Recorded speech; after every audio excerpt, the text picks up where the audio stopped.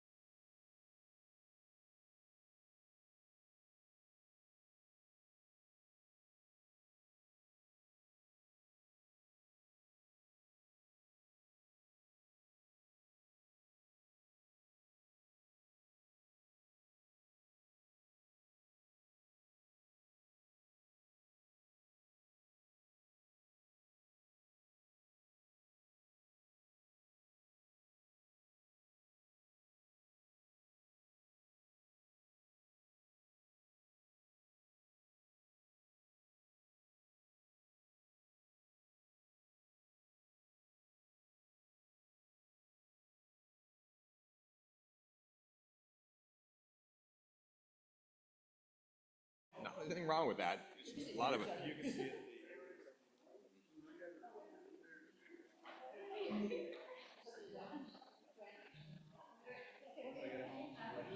Are you good, Beck? Yep. Good evening, everyone. We are coming back out of closed session, and we have no reportable action.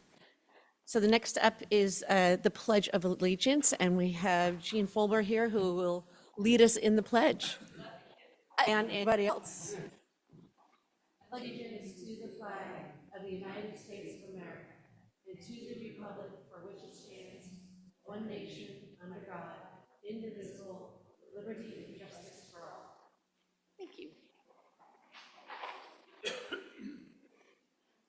All right, now we'll go to the land acknowledgement statement.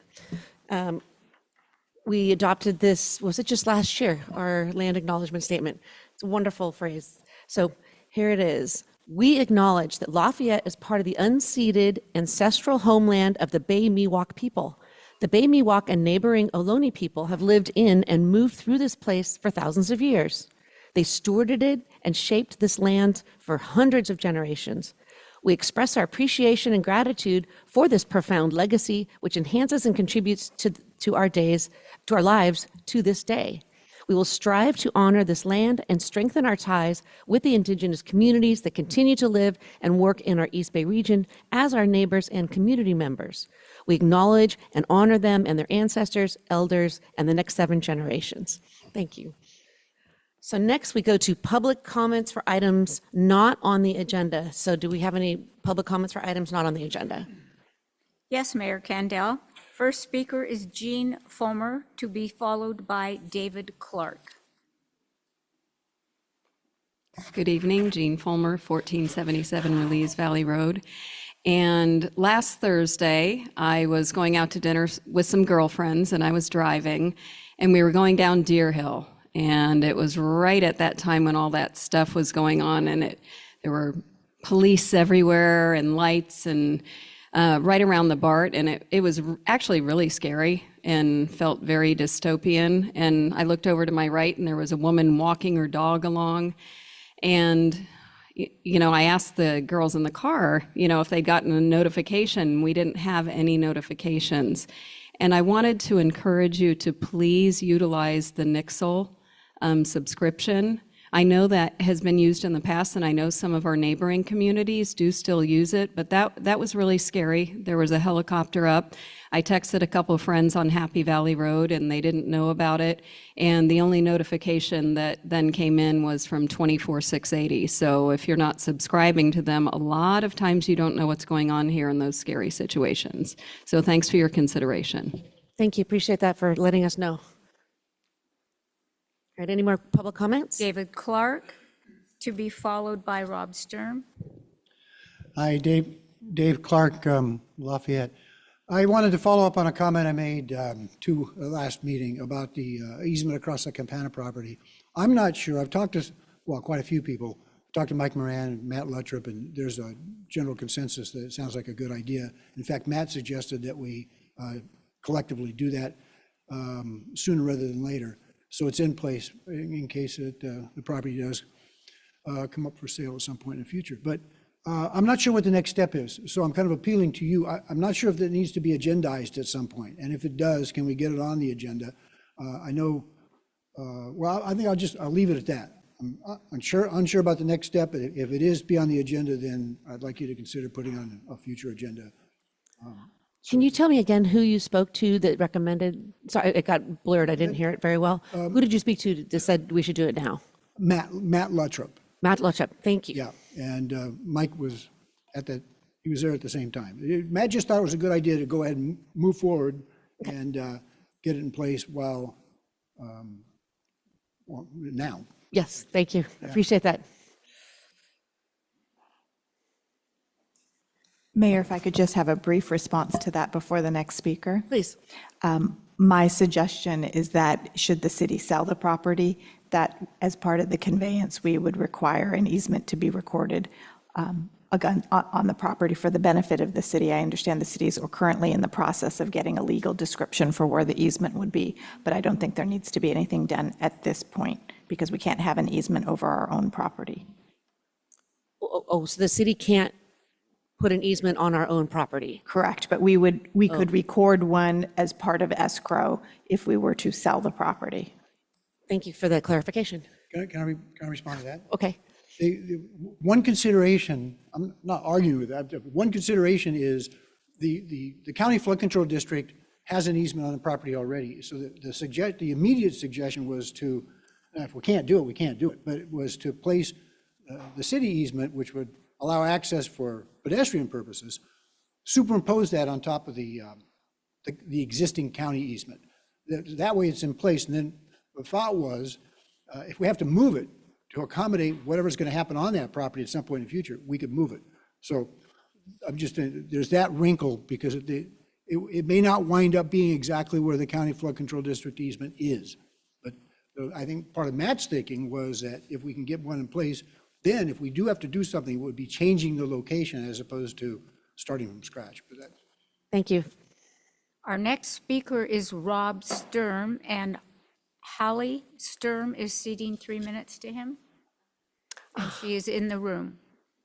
Allie could probably do a better job, but she's asked me to take over. The City of Lafayette and the Lafayette School District have a very long-standing, robust, and productive partnership that we have greatly appreciated. And I am Rob Sturm, 3343 Oak Court, and I'm here in an individual capacity. I happen to be the board president this year.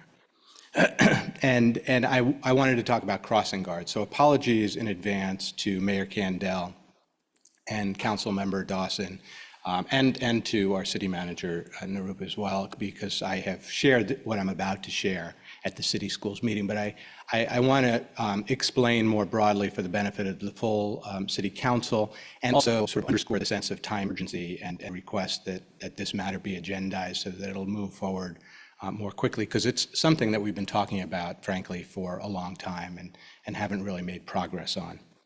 So let me give a little bit of context, and I have not been part of city activities nearly as long as many folks here, and so the outset does not come from personal knowledge, but rather what has been recounted to me, and that is that historically the city essentially owned responsibility and accepted accountability and responsibility for crossing guards within Lafayette.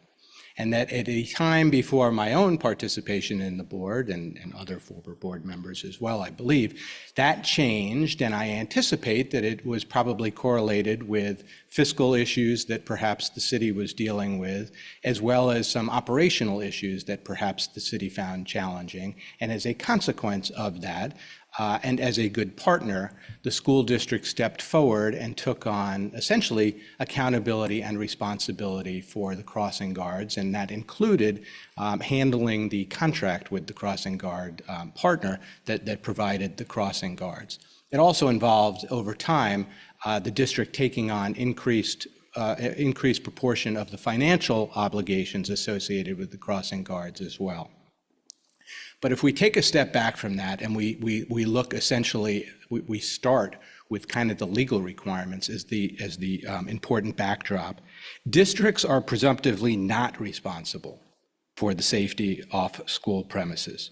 And Education Code 44808 codifies that, and it reads, quote, "No school district shall be responsible or in any way liable for the conduct or safety of any pupil of the public schools at any time when such pupil is not on school property, unless such district has otherwise specifically assumed such responsibility," which in essence is what the school district did when it stepped forward to take accountability from the cities, because all of the crossing guards are located exclusively on city roads. We don't have any crossing guards on school property.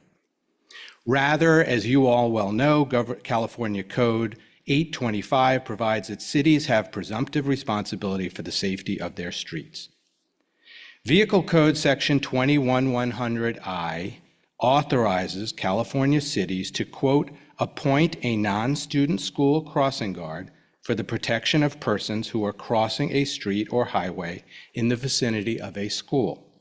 Indeed, Section 2815 of the California Vehicle Code further specifically authorized cities and states that any non-student crossing guard appointed by a city in this manner can be granted authority to issue driving infractions, meaning fines, while wearing a crossing guard uniform. Now, Vehicle Code Section 21372 provides local authorities with responsibility to, quote, establish and promulgate warrants to be used as guidelines for the placement of traffic control devices near schools for the purpose of protecting students going to and from school, unquote. Meaning the statute specifically envisions that the cities will take accountability for its own streets, which is not surprising given Government Code Section 825 referenced earlier. Vehicle Code Section 21373 authorizes school boards to request that the city install traffic control devices. School boards have very little power vis-a-vis cities, and in my experience, this is one of the narrow exceptions to that. Indeed, in that case, the city shall then undertake an engineering and traffic survey to determine whether the requested cross protection is warranted. Quote, the governing board of any school district may request the appropriate city and county or state agency to install traffic control devices in accordance with the warrants established pursuant to Section 21372, which I referenced. It goes on to say, quote, if it is determined that such requested protection is warranted, it shall be installed by the city and county or state agency involved, unquote. The bottom line here is that the existing approach creates district exposure that otherwise would not exist. The existing approach is not economically sustainable for the district, particularly at this particular point in time when the district is seeking and is in need to find $2 million in cuts for this year alone. And the district, and I have 10 seconds, if that, and the existing approach forecloses helpful options that would exist under a city-run program with city accountability. Thank you. Do you have any questions for the speaker? No? No, thank you for coming and. Yes, thank you. Take that into consideration. Yes, thank you. Thank you, Hallie, for giving your dad time to speak. Thank you. Any Mayor other public Kandel, comment? no additional speakers at this time. Great, thank you. All right, we'll go on to the city manager's update.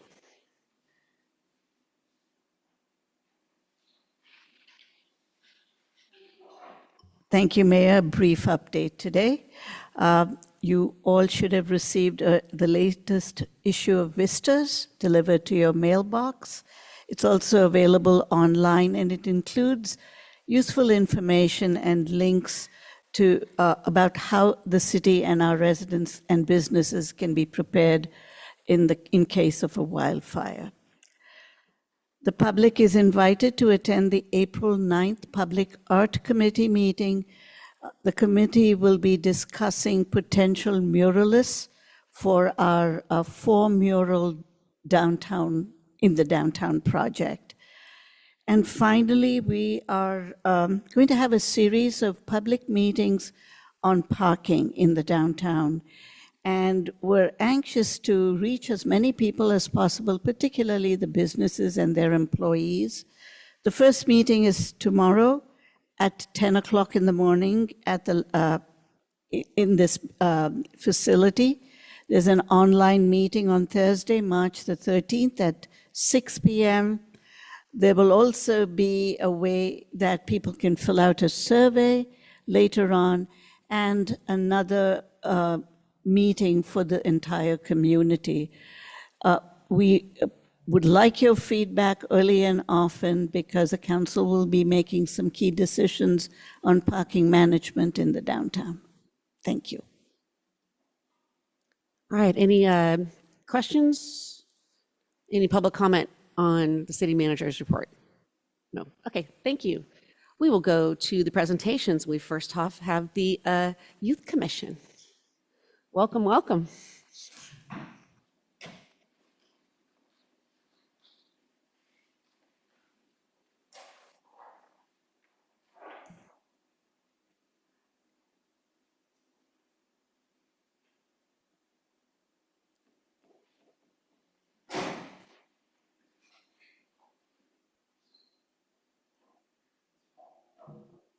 Thank you.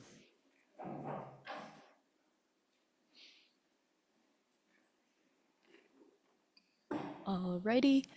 First off, I want to thank council members, staff, and community members for having us here. I am Addison Stevens. And I'm Nia Lishu. And we are the co-chairs of the Lafayette Youth Commission. Today, we are just here to give a little recap of what we've done over the 2024 year and yeah, just check in with you guys. So last year, we started off with the family dance on February 9th. It was themed after like a sweethearts dance for Valentine's Day and was held in the Jennifer Russell building for Lamarinda families of all ages. We kind of had the event with food, drinks, and fun activities, and I think it was an all-around fun time. We had our DJ AJ, and then we had, after that, on March 30th, we followed it up with our annual Easter event, the Day of Bunny Fun. We stopped featuring brunch, but it was still a pretty fan favorite event where we featured an Easter egg hunt and watched the animal show hosted by Furs, Scales, and Tails. Then following that, we had our Earth Day event on April 21st, where we were invited to participate and led an activity that involved planting native wildflower seeds in eco-friendly containers to teach kids about the importance of biodiversity and the involvement of native wildflowers in our ecosystem. And so Community Day, as many of you probably Get that closer, yeah. Yeah, as many of you probably attended, it's been a yearly favorite. We, as per usual, we've done more Kindness Rocks booths that have let kids super young to people of all ages to do decorative rock painting and put those in various community gardens around the city. And our biggest event of the year was the Haunted House.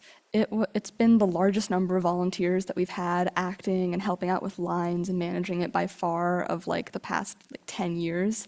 And so it was just really, really well attended, well supported, and it was a super just fun experience. We've done the outdoor haunted trail for the second time now, and I think that it's pretty widely liked. It's really cool just to be in like the woods at night with things chasing you. Like that just makes it a lot scarier. And then for the little kids, we had a medieval quest for knighthood. And for the scary version, we had a zombie plague apocalypse. And so Toys for Tots, during the holiday season, we've continued to do the Toys for Tots donation drive.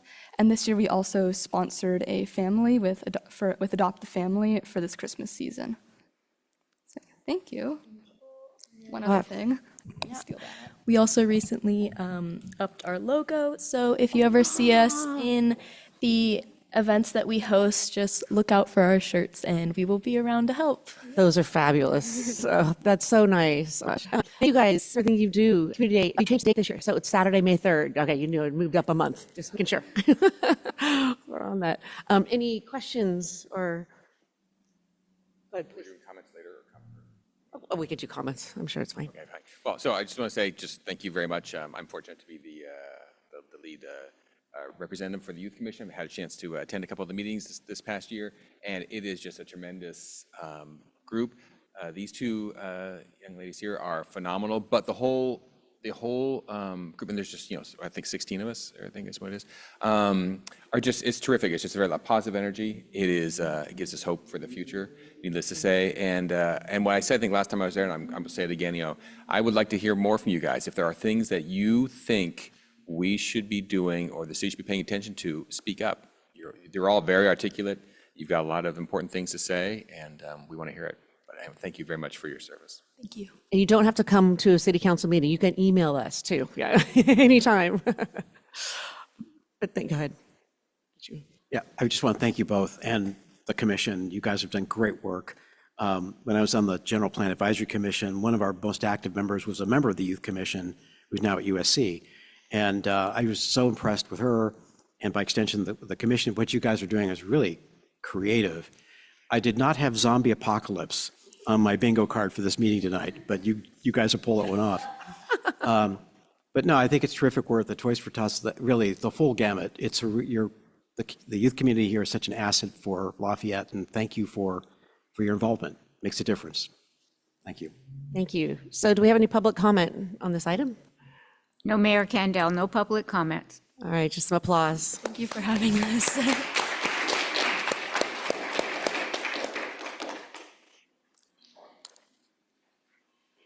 All right, we will go to the consent calendar, and I do want to pull item 12C very quickly. Anybody else want to pull any other items? I have no request to pull an item from the public. Okay, so do I have a motion to adopt items 12A and 12B? So moved? Second. All in favor? Aye. Aye. All right, we are unanimous. So we are going to items removed from consent. I don't think that's ever happened before. So we're going to go into item 12C, and it's just a very small edit into the resolution where it was a little bit unclear. It looked like a 1.5 cent rather than just a half cent. And so I guess a couple of us found that we would like to make it clear that it was a half a cent. Great. Do I have any public comments on item 12C? Mayor Candell, you have no public comments for persons in the meeting hall or our virtual participants. Great. So we're going to go on to council member reports. Does any? Oh, yes. I'll move the staff recommendation. Second? All in favor? Aye. Aye. Thank you. Yeah, a vote was important to change that. Now we'll move on to council members' reports. Do we have any council member reports? Just some very quick items. Last Thursday, I attended on representing the city and the mayor, who was not able to do it because she was at the mayor's conference, Sunrise Rotary's Good Character Award ceremony in the Camp Olinda Library. It was a great event. 3 students from each of the 3 intermediate schools were honored. Very nice. This afternoon, Councilmember Dawson and I participated in a meeting of representatives of the Senior Services Commission, along with Jonathan and representatives of Lumber in the Village, to talk about the collaboration. It was a very positive meeting, and the Senior Services Commission will be coming up with a recommendation for continuing the collaboration for the next 2 years, and we'll get that as part of the budget process. As I usually do, I want to remind people that on March 15th, Berkeley Chamber Performances will have a duet here on this stage, piano and cello. I encourage everybody to attend. I'm happy to say that the one that was last month was very well attended. The room was just about full. But I encourage everybody to come. It's not only surprisingly good acoustics in this hall, but it's just beautiful music.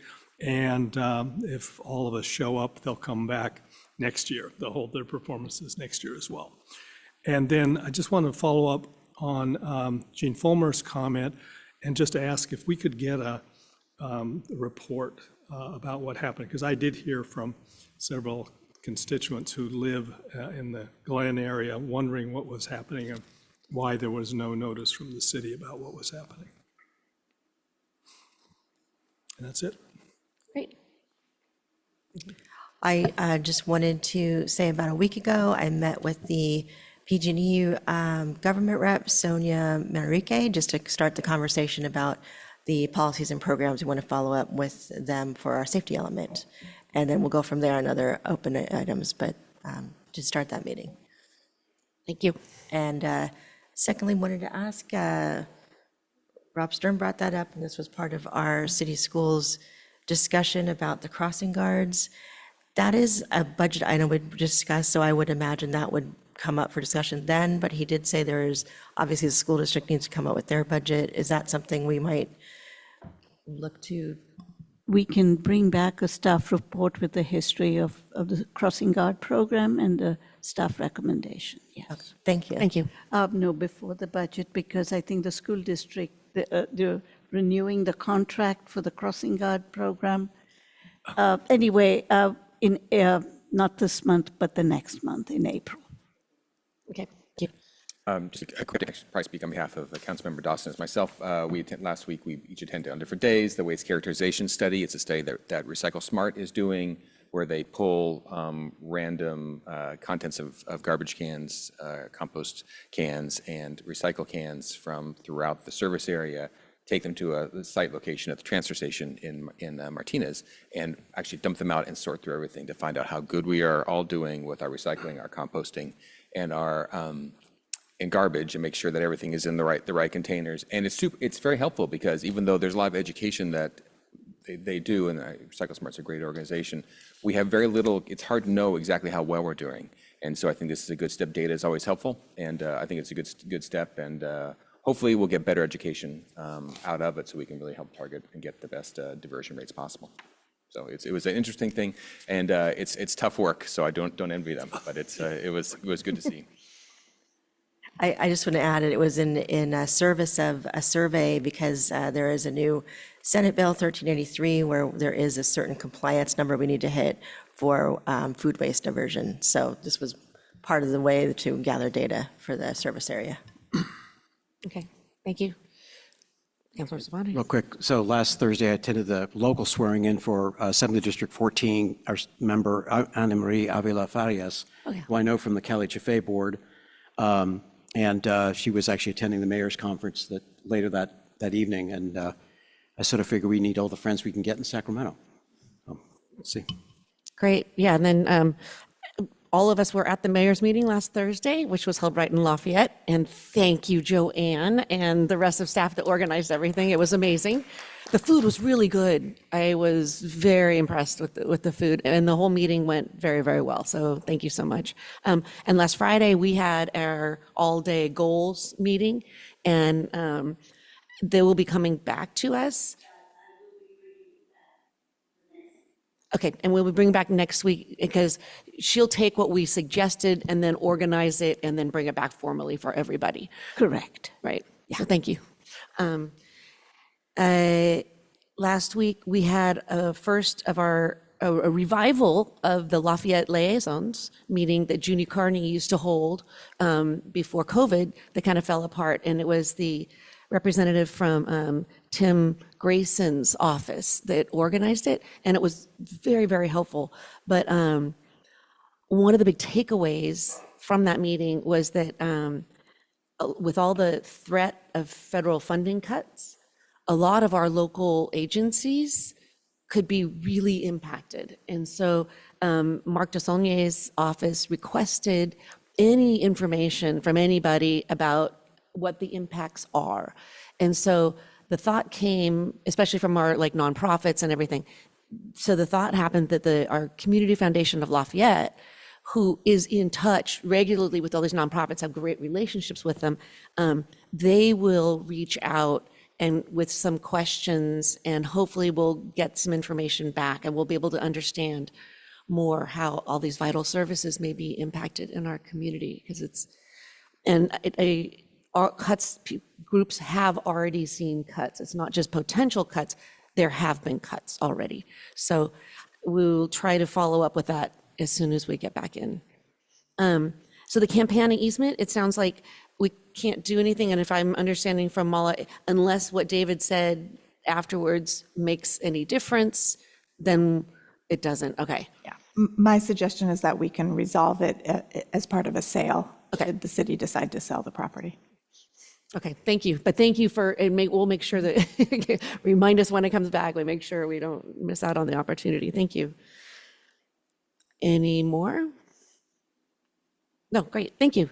So written communications, we have a email from the Chief of Staff or Supervisor Anderson requesting a proclamation recognizing March as Red Cross Month in Lafayette.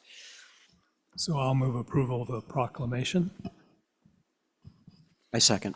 Any comments, questions? Any public comment? Okay, None? Or are you going to speak, David Clark? for the Red Cross proclamation? I did, I said that. Did I? Yeah, you did. I did, but, email. Okay, No comments. okay, thank you. Yeah, I just want to point out, we did receive written public comment that there will not be representation. There was going to be, but we'll just acknowledge that. Okay, so we have a motion and a second. All in favor? Aye. Aye. Thank you. All right, next is the letter from the president of the Rotary Club of Lafayette requesting permission to use the Lafayette Plaza on Saturday, April 19th for the annual Rotary Candy Scramble and temporary closure of Plaza Way. So with that, do we have any comments or questions?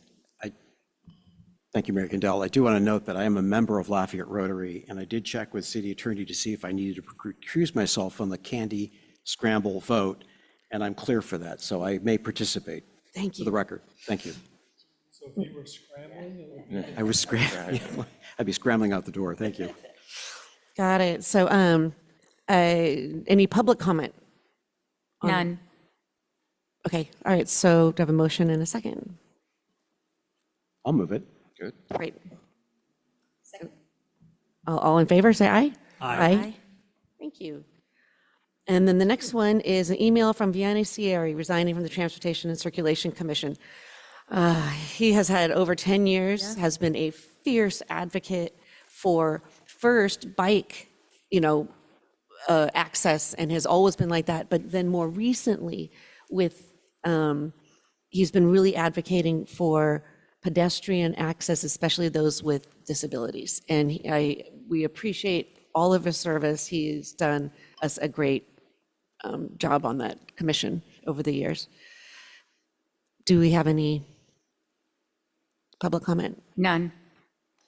Any questions? So do we have to vote? We have to vote on this, that we accept it? We don't? Okay, thank you. All right, so next off, we have an email from Meredith Mead, co-chair of the Committee for Excellent Local High Schools, the Yes on Measure T campaign. So we're supposed to discuss and direct staff, but full disclosure, I am one of the signatories on the ballot measure and glad to do it. I wholeheartedly support our partners, all of our schools, and the Auckland Heights High School District. It's been over 15 years since they've had to go out for a parcel tax, and that is commendable these days if you read about any of the other school districts in our entire state. So I commend them for their fiscal prudency, handling the money well, and still providing excellent service. Anyway, so do we have any other comments on this or questions? Well, is there any impediment to our adopting the resolution tonight? It would be 2015-17? You could move forward and adopt it, Okay. should you desire. So I'll move adoption I know, we will definitely get to public comment for sure. of Resolution 2015-17 with the blanks appropriately filled out. Yes, thank you. Yeah, there were some blanks in our resolution that'll customize it, yes. All right, so do we have any other questions, comments? Do you need a second? Yes, I will. second. Okay, great, but we'll have public comment before we vote. All right, so now for public comments. Meredith Mead? Ready to go. Okay, thank you so much. Meredith Mead, I'm here representing the Committee for Excellent Local High Schools, Yes on Measure T. And I just wanted to say it's been a very youth-focused night, which is really fun. Talking about crossing guards, and then the Youth Commission, which two of those students representing tonight were from Ocklawanee's High School. So that is super fun. And now talking about this, and I don't know that there's anything more than I can add. Thank you, Susan, for being a signatory and also for giving your little spiel. I don't think there's anything more to say, except that it's an 8-year term measure. And it will be in addition to the parcel tax that they currently have, which is $301, but that is a parcel tax that's flat forever and ever. There isn't an escalator built in for this special 8-year one. There is a not greater than 3% based on CPI that will be in effect each year. There is also, though, a senior exemption for age 65 and over if a senior wants to ask for that. And if a senior is exempt already for the current parcel tax, they will automatically get the exemption for this also. So we're not making anyone jump through extra hoops or anything like that. So thank you for your consideration, and let me know if you have any questions. Do you have any questions of the speaker? No, thanks for your work on this. Yeah, thanks. If I, just a, so parcel tax, so this is a 2/3 vote? Yes. Okay. Yeah. All right, thank you. Any other comments or? All right, so it appears to be that we are ready to take a vote on this resolution, and it appears we don't have a lot of dissent here, so all in favor of approving this resolution? Aye. Aye. We are unanimous in our support of Measure T. Thank you. All right, so now last thing is public comments on the closed session item that we're about to go into. I do have a public comment, Mayor Kendall. David Clark. Hi, Dave Clark. I wanted to follow up on a comment, an additional comment I made at the last city council meeting with respect to possible opportunities that may arise from a Creeks Committee point of view. We did talk briefly about a possible easement across the northern portion of the 949 parcel, which would provide access from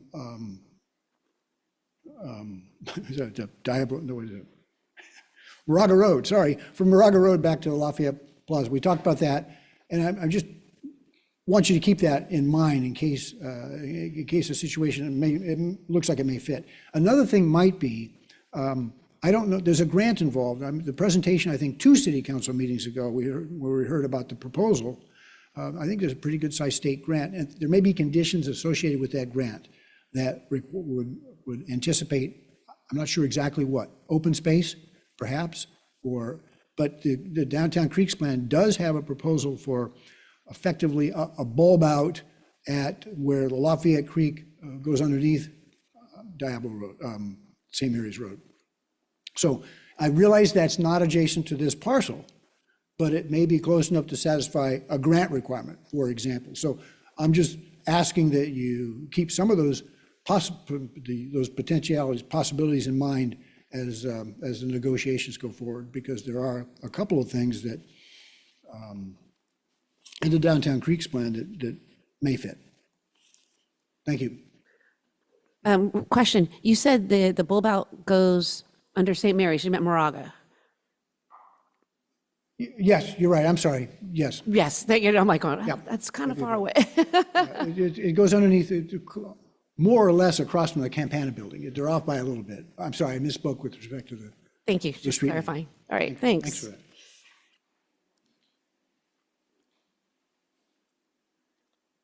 All right, are we ready? All right, so we will adjourn into our second closed session. Thank you.